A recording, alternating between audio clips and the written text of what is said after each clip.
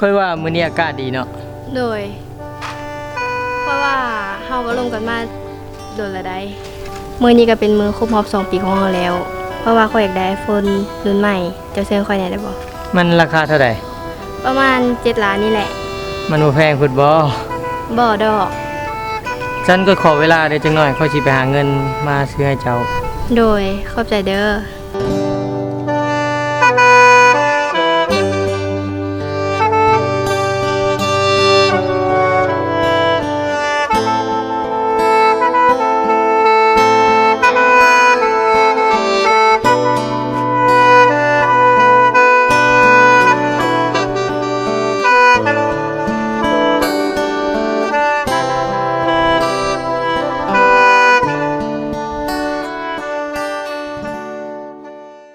ฮัลโหลเจมส์เหรอออกมาหาคนแน่เลยบอกอยู่หานแน่นๆเอาเดี๋ยวนี้เลยเด้อโดย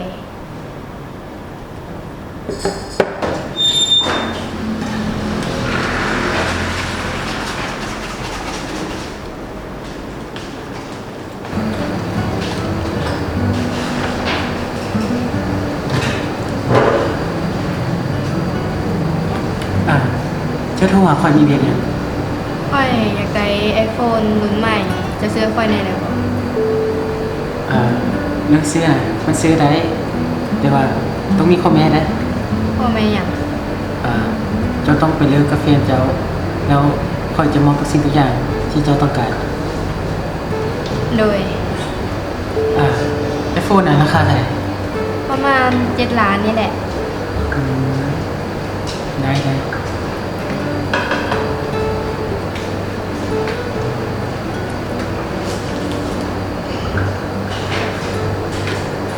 10 ล้านพอหรอ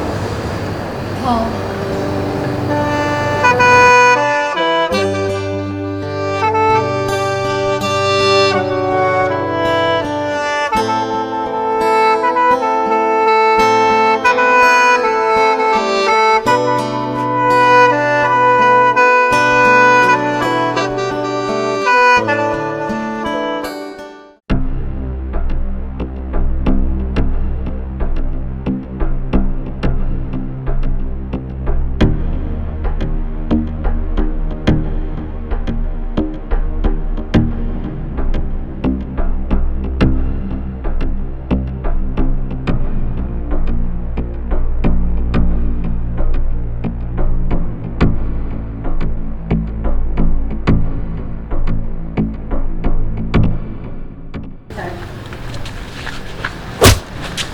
อย่าพลาดแล้วเอาโทรศัพท์ไปก่อน